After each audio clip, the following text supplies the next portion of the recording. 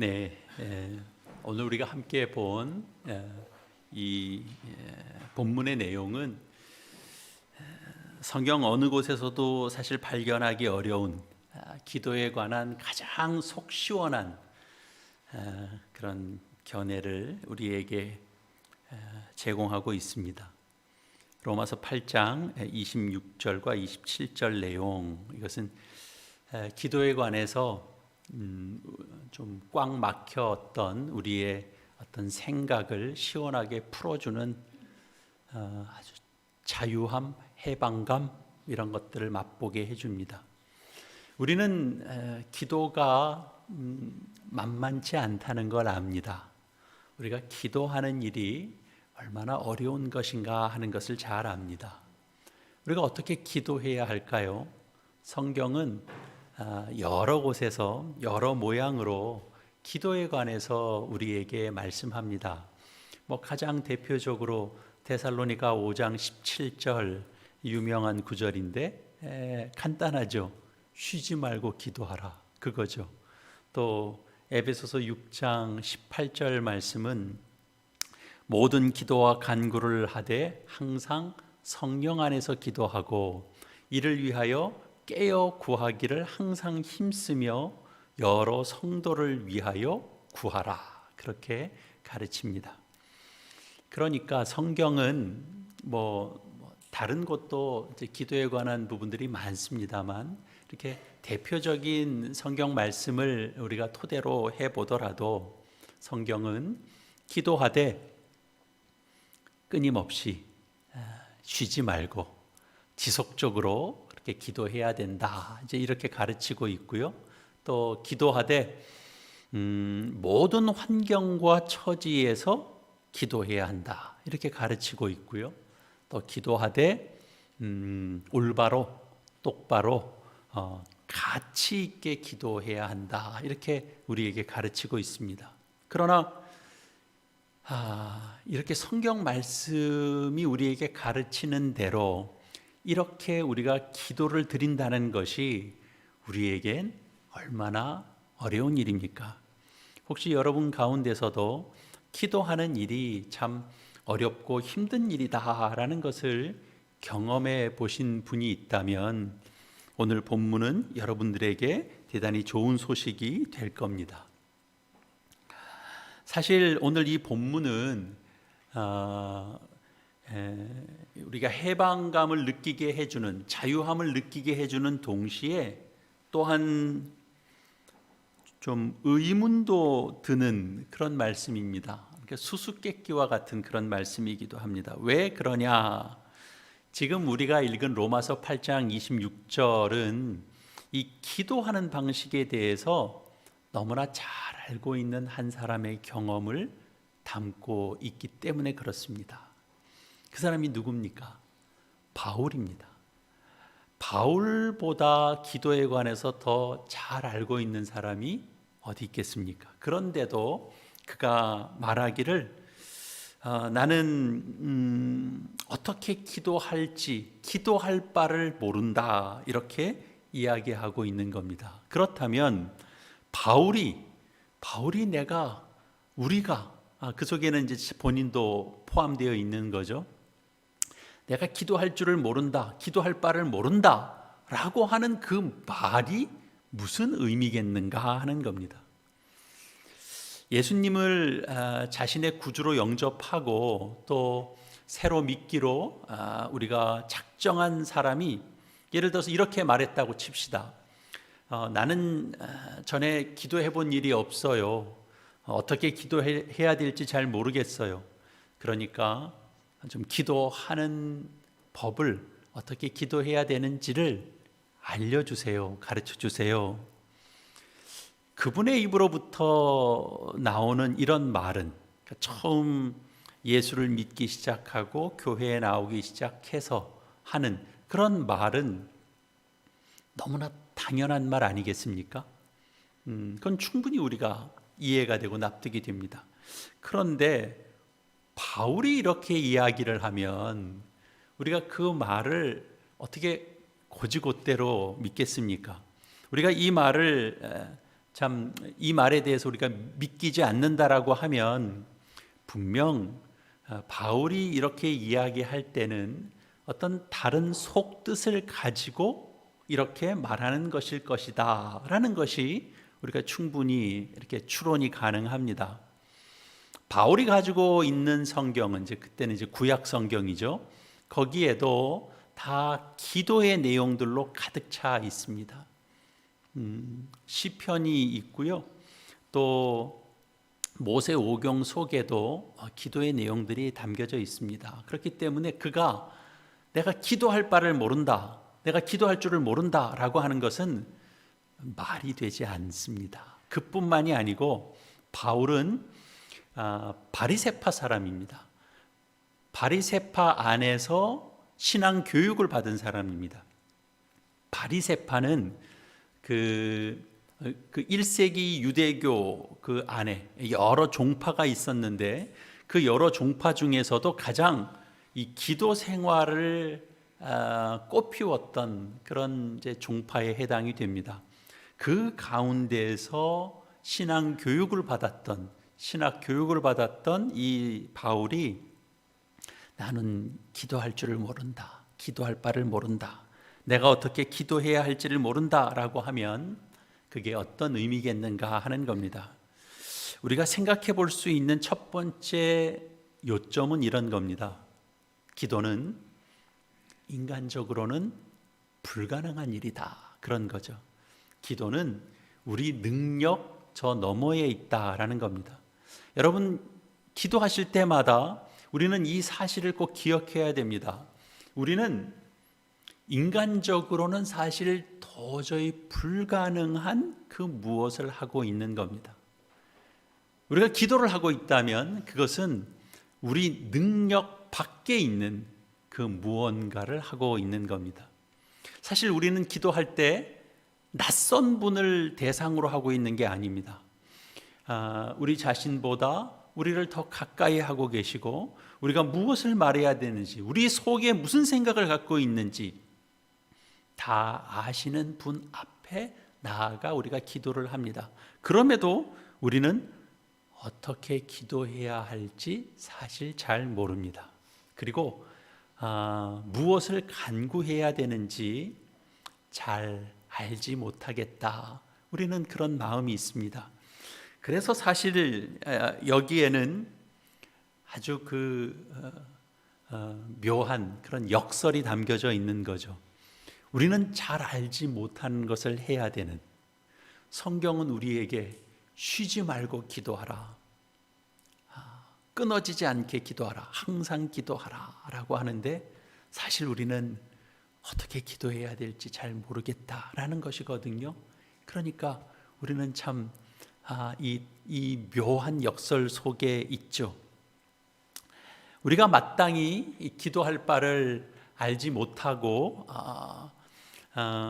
나아가고 있는 이 과정 속에는 두 가지 근본적인 이유가 있습니다. 우리가 마땅히 기도할 바를 알지 못하는 첫 번째 이유는 우리는 사실 우리의 궁핍함의 그 깊이를 우리는 사실 잘 모릅니다. 우리 자신이 얼마나 심각하게 궁핍한 상태에 있는지를 우리는 정확하게 인식하지 못합니다. 그래서 우리 자신이 어떤 상황인지, 우리를 어떻게 읽어내야 하는지를 우리가 잘 모르는 거죠. 그러니까 우리가 처해 있는 이런 상황이나 형편의 어떤 심각함을 우리는 제대로 인지하지 못합니다. 제대로 판독해내지 못합니다. 우리가 일용할 양식을 우리가 구하잖아요. 우리 건강을 위해서 기도하고요, 우리의 가족을 위해서, 우리의 직장을 위해서 기도합니다. 왜냐하면 그런 것들이 우리의 상황에 가장 필요한 것이라고 우리가 읽어내고 있기 때문에 그렇습니다. 그렇게 인식하고 있기 때문에 그렇죠. 그런데 우리의 그런 이해, 우리의 그런 판독이라고 하는 것은 종종 잘못된 그런 읽어내기에 기반하고 있는 경우들이 많습니다. 우리의 기도에 대한 하나님의 응답은 우리가 미처 깨닫지 못하는 부분들, 우리가 미처 판독해내지 못하는 부분들, 우리가 전혀 예측하지 못하는 전혀 다른 방식으로 우리에게 찾아올 수 있습니다. 하나님의 생각은 우리의 생각보다 높습니다. 우리의 생각보다 깊습니다. 하나님의 응답이라고 하는 것은 우리가 드리는 간구의 내용보다 더 높은 거죠. 그러니까 하나님의 응답이라고 하는 것은 우리가 예측하지 못하는 전혀 다른 방식으로 나타날 수 있는 겁니다. 그렇기 때문에 우리는 언제나 우리의 기도가 하나님 앞에서 교정받을 그런 준비를 우리는 늘 하고 있어야 됩니다. 하나님의 응답은 우리가 필요로 하는 것을 절대로 부정하거나 필요 없다고 하거나 부인하거나 그러지 않습니다. 하나님의 응답은 우리의 필요에 대한 우리의 생각, 우리의 이해를 바꾸시죠. 교정하시죠. 수정해 주십니다. 종교개혁자인 마틴 루터가 오늘 이 본문에 대한 그의 주석을 보면요, 이런 내용이 있습니다. 만일 우리가 요청했던 기도의 내용과 정반대의 것이 주어진다면 그것은 결코 나쁜 사인이 아니라 도리어 좋은 사인이다. 이렇게 기록하고 있습니다.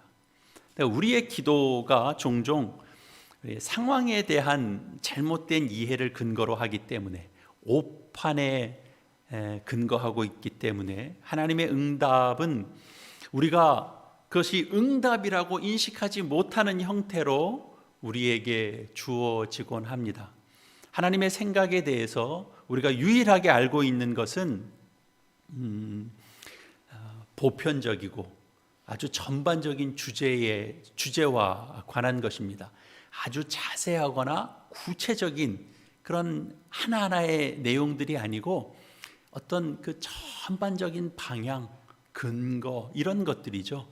그러니까 하나님께서는 예를 들면 자기를 사랑하는 자에게 그 유익을 위해서 하나님께서 선하게 인도하신다, 이런 겁니다. 그 크신 방향을 우리는 알고 있습니다. 그러나 그 방향 속에서 그 선하신 유익됨을 위해서 우리에게 주시는 것이 구체적으로 뭔가 하는 부분들은 우리가 다 일일이 그것을 파악하고 있지 못합니다.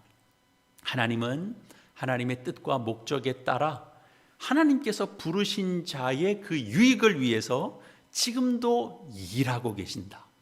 우리의 기도를 들으신다. 그건 너무나 분명합니다. 우리는 이 사실을 알고 하나님께 기도하고 하나님과 교제를 합니다. 그러나 하나님께서 과연 그 선하신 인도를 어떤 방식으로 우리에게 구체적으로 그리고 우리의 유익을 위해서 일하시고 베푸실지, 하나님께서 어떤 방식으로 구체적으로 우리에게 그 기도를 응답하실지, 이런 것은 우리가 정확하게 잘 모릅니다. 그리고 우리는 하나님께서 가지고 계신 그 구체적인 속마음을, 그 생각을 다 읽어낼 수도 없습니다. 우리가 할 수 있는 일은 오직 그분을 믿고 따르는 일입니다. 우리가 그분을 신뢰하는 일입니다. 이 말의 뜻은 우리는 언제나 우리의 기도들이 그것이 기도할 때 그것을 이루어 가시는 하나님에 의해서 우리가 언제든 우리의 기도의 방향과 기도의 내용들이 교정받을 수 있는 그런 준비를 우리가 늘 하고 있다라는 것을 전제로 하는 겁니다. 원칙적으로 응답받지 못하는 기도라는 것은 없습니다. 주께서 약속하신 바가 그렇기 때문입니다. 하나님은 우리의 진정한 필요를 채워주심으로써 언제나 우리의 그런 요청들의 그 의도를 하나님께서 이루십니다. 주님께서 우리에게 분명히 그것을 위해서 기도하라고 가르치신 바가 있습니다. 마태복음 7장에 우리가 산상수훈 말씀하면서 우리가 확인했던 바죠. 마태복음 7장 7절 이하의 말씀입니다. 구하라 그리하면 너희에게 주실 것이요 찾으라 그리하면 찾아낼 것이요 문을 두드리라 그리하면 너희에게 열릴 것이니 구하는 이마다 받을 것이요 찾는 이는 찾아낼 것이요 두드리는 이에게는 열릴 것이니라. 너희 중에 누가 아들이 떡을 달라 하는데 돌을 주며 생선을 달라 하는데 뱀을 줄 사람이 있겠느냐? 너희가 악한 자라도 좋은 것으로 자식에게 줄 줄 알거든 하물며 하늘에 계신 너희 아버지께서 구하는 자에게 좋은 것으로 주시지 않겠느냐? 바로 이 가르침이죠. 하나님은 우리의 기도에 대한 대답으로 당연히 좋은 것을 주실 겁니다. 하늘 아버지이시기 때문에. 그러나 그 좋은 선물이 무엇이 될지를 결정하시는 분 또한 하나님이십니다. 그래서 우리가 해야 되는 일은 그분을 신뢰하는 겁니다. 그분을 따르는 겁니다. 그 하나님의 선하심을 믿고 신뢰하는 겁니다. 어떤 신뢰입니까? 하나님께서 우리의 유익을 위해서 우리의 기도에 대하여서 대답하시는 그 방법이 단 한 가지가 아니라 수십, 수백 가지, 수천 가지일 수 있다라는 사실을 우리는 알아야 되는 겁니다. 그리고 그 수십, 수백, 수천 가지가 되는 그 모든 방법들이라고 하는 것이 다 하나같이 하나님을 신뢰할 만한 것들이다라는 사실을 우리는 믿고 따라야 되는 겁니다. 우리가 바울의 이야기처럼 기도할 바를 알지 못한다라고 얘기할 때 또 다른 이유도 있습니다.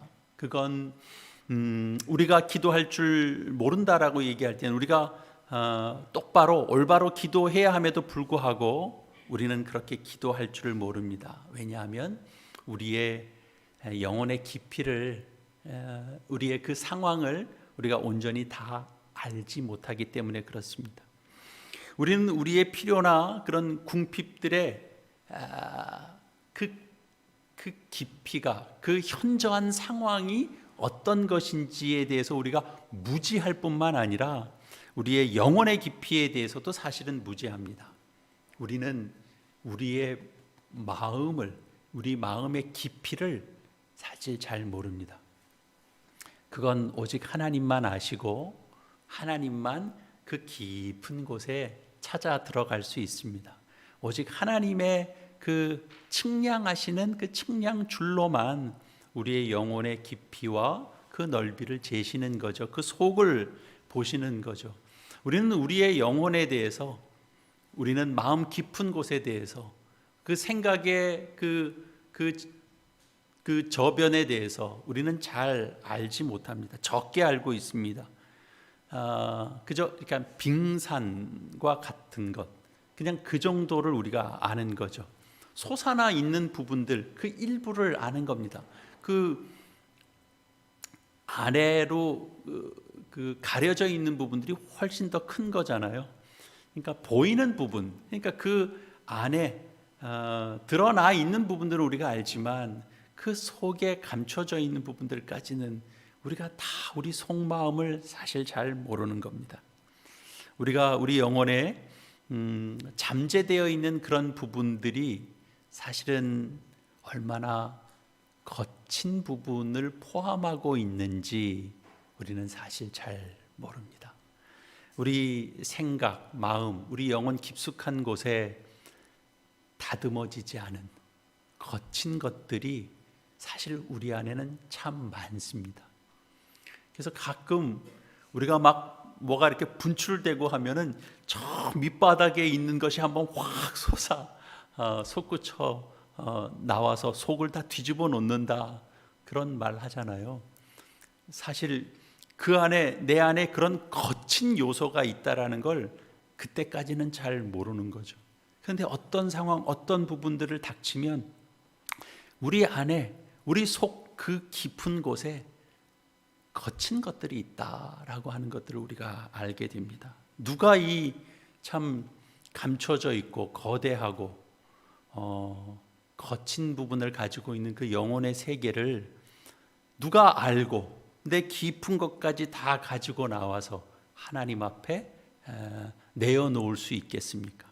그건 하나님의 영, 성령만이 하실 수 있습니다. 왜냐하면 성령님은 우리의 의식 세계뿐만 아니라 우리의 잠재의식 속에 있는 것까지도 거하고 계시기 때문에 그렇습니다.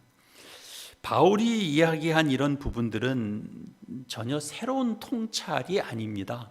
이미 그는 시편에 그 시편을 노래한 시인들을 통해서 이미 그가 배운 겁니다. 예를 들어서 시편 139편 같은 내용 속에서도 우리가 익히 아는 내용들이 고백되고 있습니다.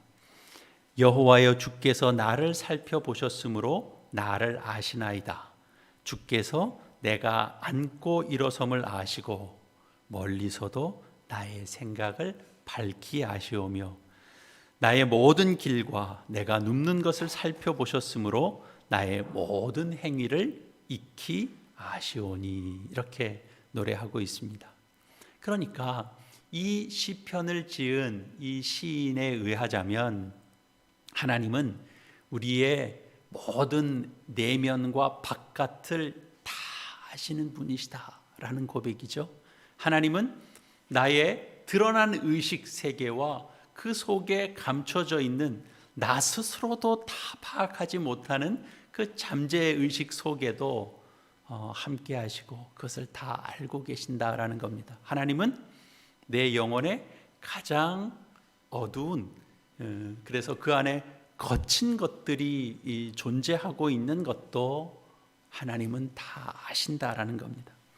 하나님께서 이런 모든 것들을 알고 계시기 때문에 하나님의 영은, 성령은 우리의 연약할 때 우리를 도우실 수 있는 겁니다.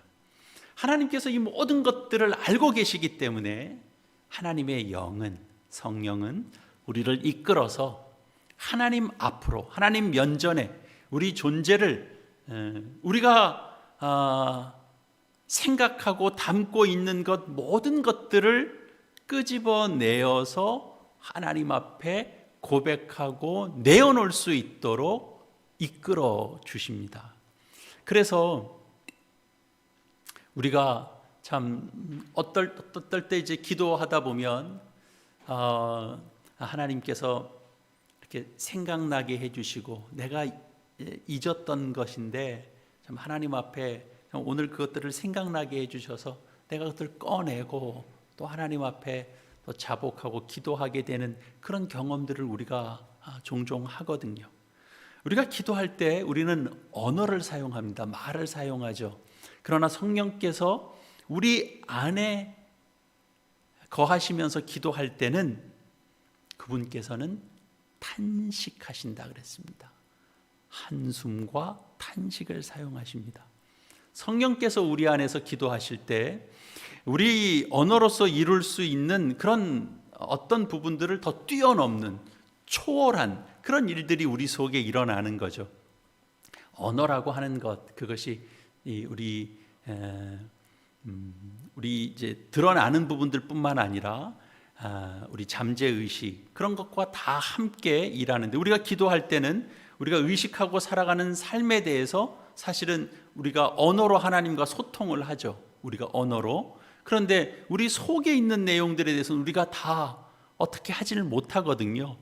그러니까 그 속에서는 우리가 어떻게 하나님과 소통을 합니까? 우리가 그냥 드러나고 생각하고 있는 그 내용만 가지고 하나님과 소통하는 거죠. 그러나 그게 전체의 나는 다 아니거든요.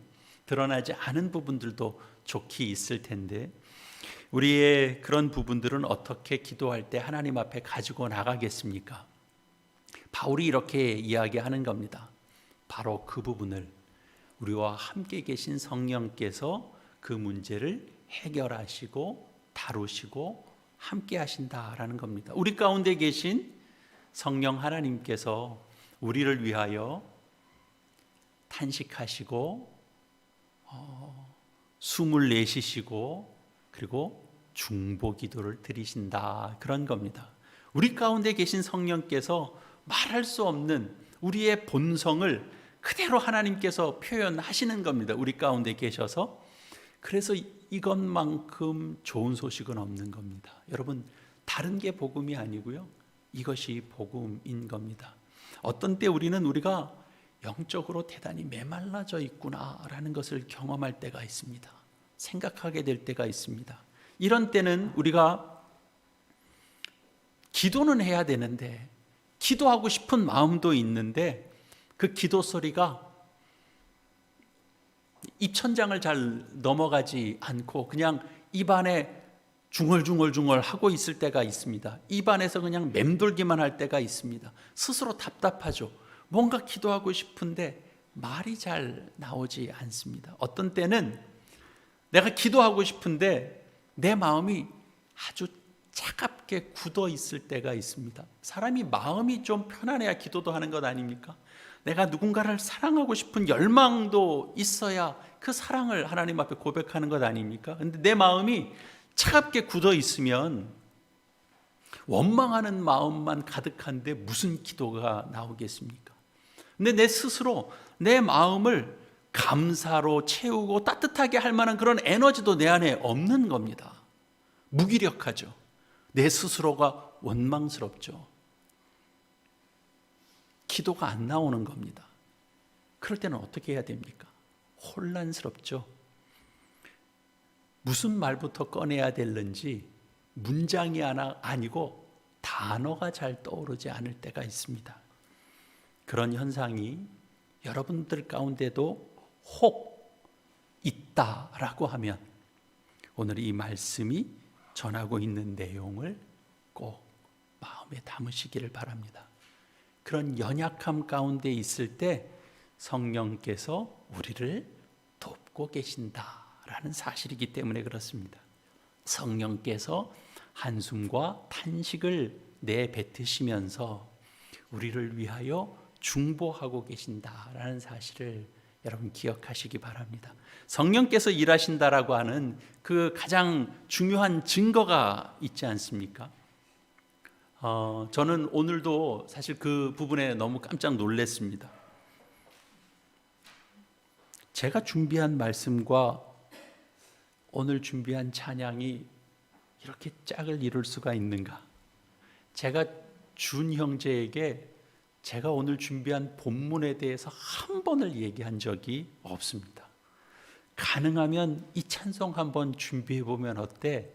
이렇게 말한 적이 없습니다. 어제 저녁에 우리 이지연 집사님한테, 우리 송강도 선생님한테 PPT 자료를 넘겨줘야 되는데 특주를 뭐를 해? 그랬더니 이 얘기를 전해 주더라고요. 근데 제가 가슴이 뛰는 거예요. 누군가 널 위하여잖아요, 제목이.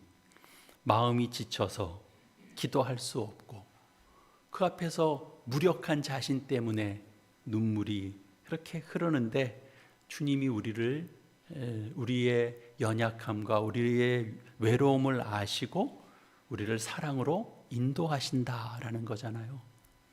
당신이 홀로 남아 있을 때, 당신이 누구로부터 아무 위로를 받을 수 없을 때 주님은 아신다는 거잖아요.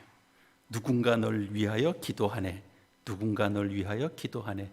내가 홀로 외로워서 마음이 무너질 때 누군가 널 위하여 기도하네 라는 거잖아요. 조금 넘겨주시기 바랍니다. 이게 잘 안 먹습니다. 네. 저는 지금까지 살아오면서 제가 그 목발을 종종 사용할 수밖에 없었던 그런 형편에 있었죠. 여러분들도 아시겠습니다만, 그때는 다 이제 제가 제 두 발로 걸을 수 없었기 때문에 그렇습니다. 목발을 짚고 서야 걸을 수 있었습니다. 달리 말하면 목발을 집으면 걸을 수 있었다라는 거죠. 사랑하는 교회 여러분, 우리의 기도에는 목발이 필요합니다. 우리의 기도들이 필요로 하는 그런 버팀, 그런 목발은 결국 성령 하나님의 한숨과 탄식입니다. 이 목발이 없을 때 우리의 기도는 그냥 무너져 내리는 것이지만 성령의 탄식이라고 하는 이 목발을 우리가 의지할 때 우리의 기도는 비로소 바로 설 수 있게 됩니다. 그러니까 내가 너무 완벽한 기도를 해야 된다라고 하는 마음을 여러분 내려놓으셔도 됩니다. 우리가 가장 연약할 때 내 마음이 무너져서 아무 생각이 나지 않을 때 마음이 지치고 곤고해서 기도하려고 마음은 시작이 됐는데 아무 단어가 떠오르지 않을 때 성령께서 친히 탄식하시고 성령께서 간구하시고 우리를 위하여 친히 구하고 계신다라는 사실을 여러분 신뢰하시기 바랍니다. 성령의 이 한숨과 탄식이라는 이 목발이 없을 때는 우리의 기도는 아무리 화려한 언어와 문장으로 그 내용을 채운다 할지라도 우리의 기도는 무너져 내릴 수밖에 없지만 이런 목발이 있으면 우리의 기도는 언제든 설 수 있습니다. 내 스스로 내 기도할 수 있는 힘을 내가 가지고 기도할 수 있는 그런 것이 되지 못할 때에도 우리는 기도할 수 있고 기도하는 자로 하나님을 신뢰하며 나아가는 자로 우리가 설 수 있다라는 사실입니다.